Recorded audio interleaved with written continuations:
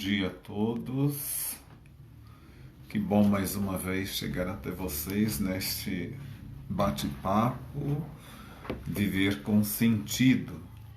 Hoje nós queremos trabalhar um pouco a questão da educação dos filhos, que a gente tem visto muito, eu vejo muito em meu consultório, quando eu estava com o consultório, os pais chegando com os filhos dizendo de que não dão conta. E muitas das vezes pedindo ao psicólogo que consertasse seu filho, né? É como se fosse ajustar um parafuso. Então a noção é de que os filhos devem ser ajustados de acordo com aquilo que é o jeito, a maneira, a atitude dos pais. Só que quem faz esse ajuste não é o psicólogo, nem o psicoterapeuta. Quem faz esse ajuste são os pais. E o ajuste começa desde o início da concepção. Então são os pais, os filhos vão ser com os pais aquilo que eles permitem que sejam. Aí é preciso que o equilíbrio do casal comanda toda a educação dos filhos. Dentro de casa está o ponto de partida para que os filhos possam viver uma vida afetiva saudável. O desequilíbrio dos pais ou a sua carência afetiva repercutem de um modo muito negativo na vida dos filhos.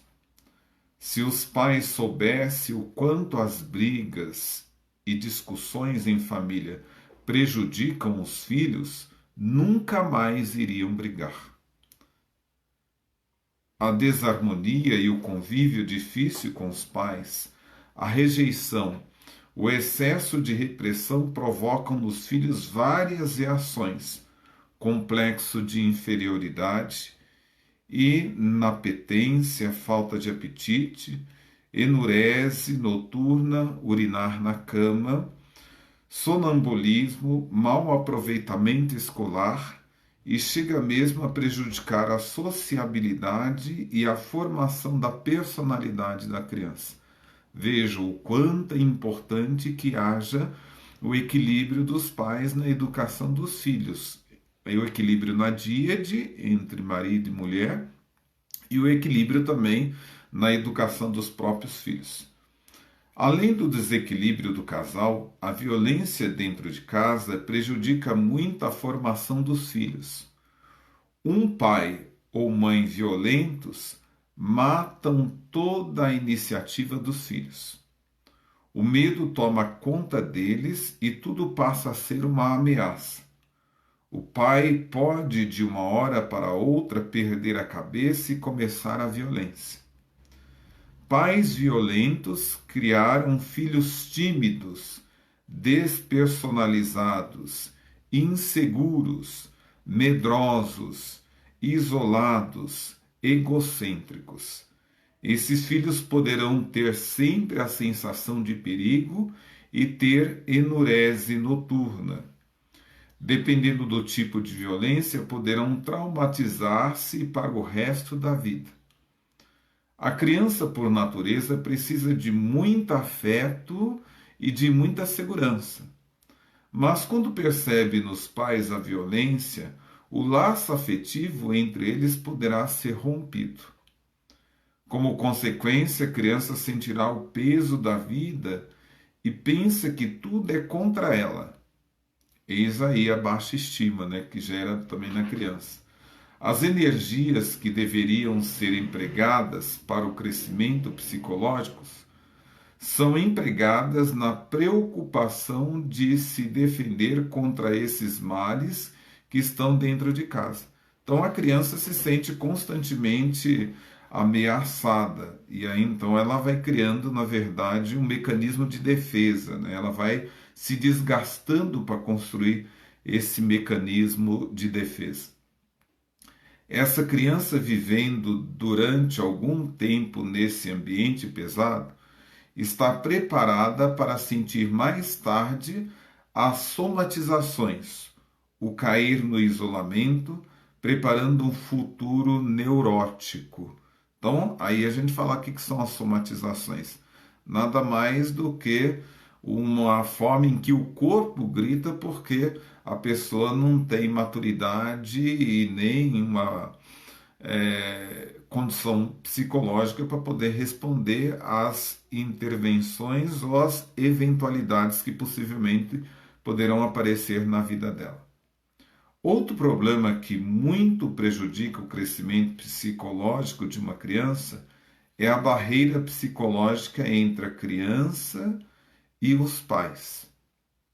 Essa barreira muitas vezes é provocada pela rejeição intrauterina, materna ou paterna, e também pela rejeição depois do nascimento. Então há aquela rejeição, né? Eu falo assim, de que ser pai, ser mãe, não vem com a questão, quando o filho nasce, não vem com bula, né? Mas o certo é de que tem que se pensar de que os pais são adultos e que vão lidar com uma criança que está formando a própria personalidade, formando a consciência de si, consciência do outro, consciência do mundo, né? E quem vai ajudar nessa formação de consciência de si, do outro e do mundo são os pais, porque eles já são adultos. E eles precisam ter as suas questões muito bem resolvidas para poder ajudar a essas crianças. E eu falo assim, olha, a formação da personalidade do futuro adulto é como que a questão do mar, né? Você joga no mar todo o lixo que você puder jogar, que você quiser jogar. Mas lembre-se de que de uma forma direta ou indireta o mar irá devolver tudo isso para você de uma maneira muito diferente daquilo que você esperava, suas expectativas. Da mesma forma, o futuro adulto. A criança que os adultos não têm paciência, não sabe dialogar, não sabe se explicar ou explicar, não tem essa questão do diálogo, do amor, do afeto, mais tarde eles vão se tornar adultos e os adultos se tornarão idosos e receberão justamente aquilo que eles plantaram. Ninguém pode colher rosa quando se planta cravos, né? Mais tarde, quando os pais percebem o mal que fizeram à formação daquela criança, poderão fazer de tudo. Dão carinho, presentes, afetos, amor, mas nada adianta. Isso a gente vê, de que parece que muitos pais tentam recuperar aquilo que perderam, né? E aí acho que uma forma de recuperação é dando tudo aquilo que as crianças querem. A criança não aceita mais nada, porque não se julga querida e amada. E isso é difícil, né, da gente conseguir aceitar e perceber, né? Eu vejo essas atrocidades com relação às crianças, né? Ah, pai jogou a criança de tal lugar, fulano fez isso com tal criança, Beltrano, a vontade que eu tenho é de postar nos meios de comunicação, se alguém não quer seu filho, não quer sua criança, por favor, pode encaminhar para cá que a gente dá um jeito de criar uma ação solidária para dar a essas crianças aquilo que elas não têm em casa. Porque, olha, viver esse momento de prazer, né, de alegria, de sedução, de sexo, é preciso que se pense com relação às futuras questões que vão aparecendo. E uma das questões é a própria gravidez. Você precisa perceber a tua maturidade de ser mãe, de ser pai. Não é só ir lá viver uma aventura, isso é fruto de uma aventura, tudo bem, mas então agora você precisa lidar com esse fruto da tua aventura. E uma forma de lidar é você dar a essa criança todo o suporte para que ela consiga chegar à vida adulta. Assim como você chegou à vida adulta nos trancos e barrancos, mas você chegou.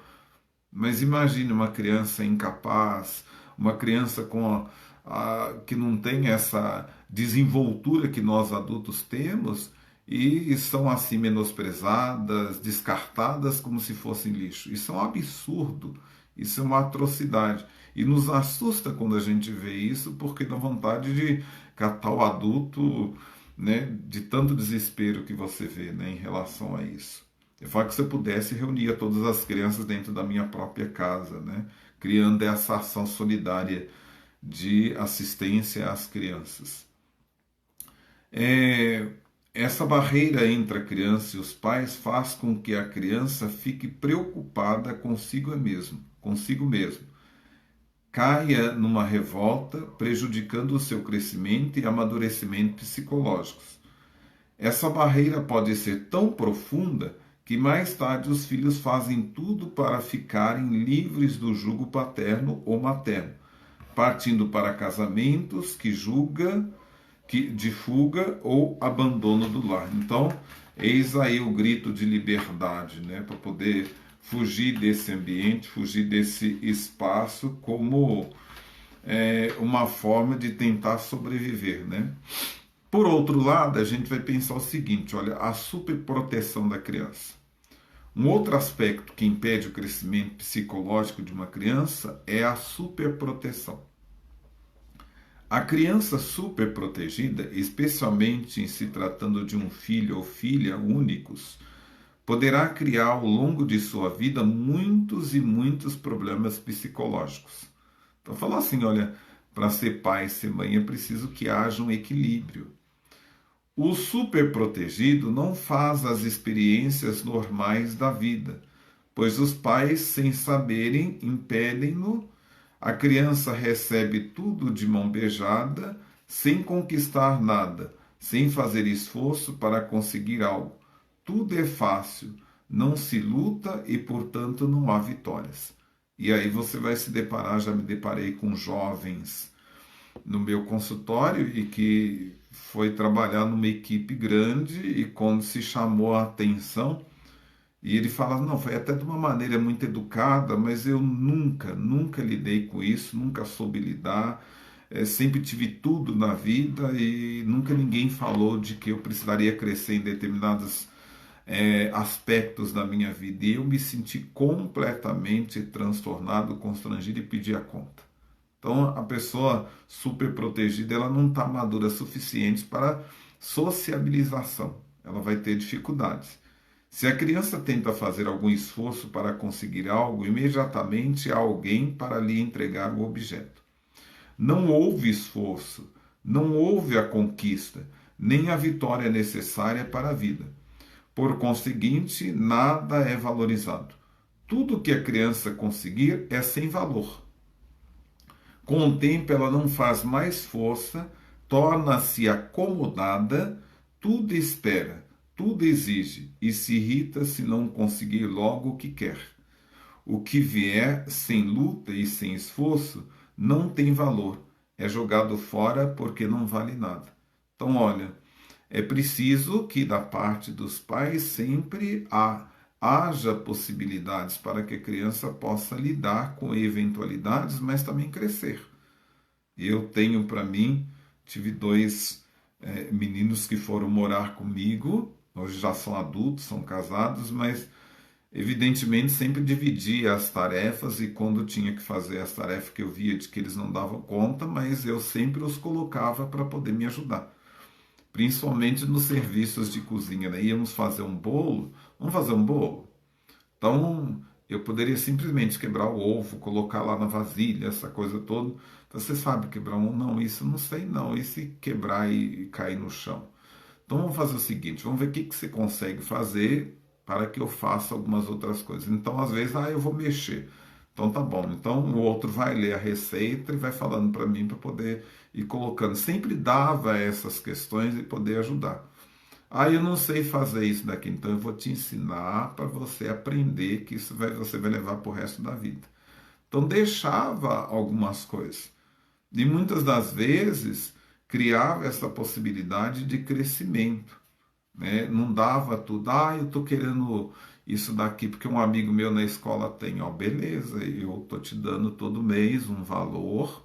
Você vai juntando, você compra, mas vai demorar. Sim, mas na vida a gente nem sempre tem tudo o que a gente quer. Porque muitas das vezes a gente não tem condições. E aí a gente precisa fazer um esforço daqui, dali, para poder conseguir as coisas. Então isso é necessário. Hoje em dia basta uma criança espirrar que muitos pais correm para poder entregar tudo. Então, olha as consequências depois, mais tarde, que a gente está vendo hoje nos consultórios. Né? Eu vim aqui porque meu filho não tem limite. Eu vim aqui porque meu filho, olha, os limites começam quando eu crio possibilidades dele ver de que a vida não é tão fácil. É lógico que essa criança superprotegida vai ser imatura e vai sempre agir como criança, porque ninguém a deixou crescer em experiência, especialmente nas experiências mais duras da vida. A experiência que ela conseguir fazer será mínima, porque tudo o que quiser fazer será dito como deve ser feito. A criança cresce como que dentro de uma redoma de vidro. Sua vida é limitada, seus atos não são seus, mas dos adultos que dirigem sua vida. Então, olha as diferenças. Quando a gente ouve isso, a gente começa a comparar, né? As nossas educações antigamente, que a criança mexia no barro, lidava, rolava na terra, ia para a escola sempre tentando se ajeitar, se arrumar, conseguir as coisas dela, e as crianças de hoje, né? As crianças de hoje, muitas delas são todas envernizadas, né? Muitas delas, muitos pais invernizam os seus filhos. Consequência da superproteção. Pobre da criança superprotegida. Quando tiver de sair da redoma de vidro, vai sofrer o impacto da vida e ter de enfrentar todas as dificuldades sem experiência de viver. A vida dessa criança vai ser muito mais dura, muito mais difícil, porque ela nunca aprendeu a sofrer. O sofrimento faz a pessoa amadurecer. Quem nunca sofreu não sabe o que é a vida.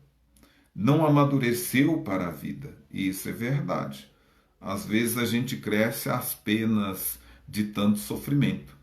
A imaturidade do superprotegido vai fazer com que a sua vida seja um peso insuportável e difícil de ser vivida. Ela passa pelo ridículo porque os outros percebem sua dificuldade em viver e a tendência de todos é caçoar. O jovem rico superprotegido diante das dificuldades da vida começa a sentir a tristeza, a depressão e a angústia. O passar da tristeza, da depressão e da angústia para o tóxico é um pulo. Os pais depois ficam admirados. Não sei por que meu filho ou filha usa droga. Houve uma boa educação, nunca lhe faltou nada, teve tudo de bom e do melhor. Eis aí essa expressão, né, que a gente fala de que é um chavão muito bem conhecido quando as pessoas chegam ao consultório. Esse jovem rico teve tudo, mas lhe faltaram a formação da personalidade, a liberdade de viver, a luta de cada dia, as conquistas, as vitórias, os sofrimentos inerentes à própria vida. Esse jovem é imaturo, não teve o amadurecimento psicológico necessário para a formação da sua personalidade. E aí a gente vai falar assim, olha, quais são as outras consequências que afetam a vida e a formação de uma criança, né? Outra consequência da separação de casais para os filhos, né? Há uma guerra doméstica. A separação de casais não é senão uma guerra doméstica que vai trazer muitas consequências para o casal, especialmente para os filhos. Depois de muitas brigas, discussões, o casal ou um dos cônjuges parte para a separação. Os filhos já estão traumatizados, pois as brigas espedaçam o seu coração. Eles esperam dos pais a segurança, o conforto, o amor, e tudo isso começa a rolar por terra, transmitindo-lhes o nervoso, a irritabilidade e a insegurança. Se os pais soubessem como suas brigas prejudicam os filhos, nunca mais iriam fazê-lo. Pela guerra doméstica, os pais perdem diante dos filhos a moral e não têm mais condição de dizer alguma coisa de bom para eles. Mais tarde, esses filhos vão lançar no rosto de um pai ou de uma mãe tudo o que ouviram e aprenderam nessa guerra dentro de casa. A lei do retorno, que nós dizemos, né? A guerra doméstica traz um clima tão horrível no ambiente familiar que ninguém mais quer entrar naquela casa ou permanecer ali longo tempo.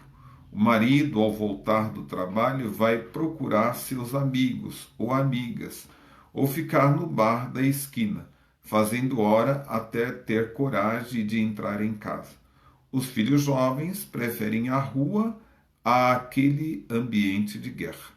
Então, para vocês verem o quanto esse contexto familiar interfere na educação dos próprios filhos. E é interessante porque às vezes nós dizemos de que a educação de muitos filhos na atualidade é uma educação fragmentada.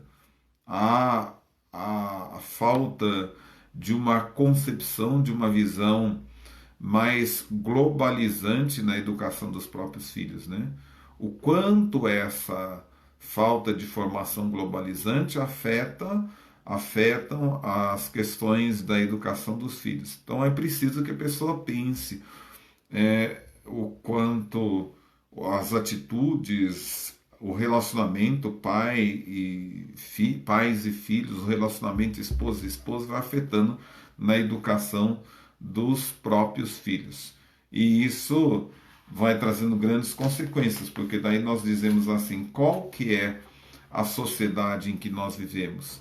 A sociedade em que nós vivemos é fruto de tudo aquilo que nós experimentamos na educação em nossas casas, em nossas famílias. Então essa é a sociedade.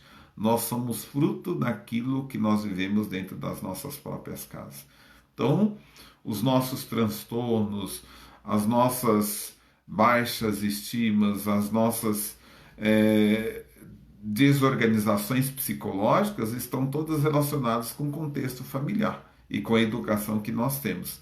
Aí a importância de que o casal, ao se preparar para o casamento, ou terem esse desejo de construir em família, eles precisam ter isso muito bem elaborado e um suporte muito grande, às vezes até em contato com os casais mais velhos, para que eles consigam perceber de que educação é algo muito sério e que não deve ser delegado somente a essas instituições formalizadas, que é a escola, a catequese, a igreja. A educação, os primeiros formadores, os primeiros catequistas das crianças são os próprios pais. Por isso nós dizemos, a família é a igreja doméstica, onde se forma a consciência ética, moral, psicológica, social de todo o futuro adulto. Um abraço, que Deus abençoe a todos vocês.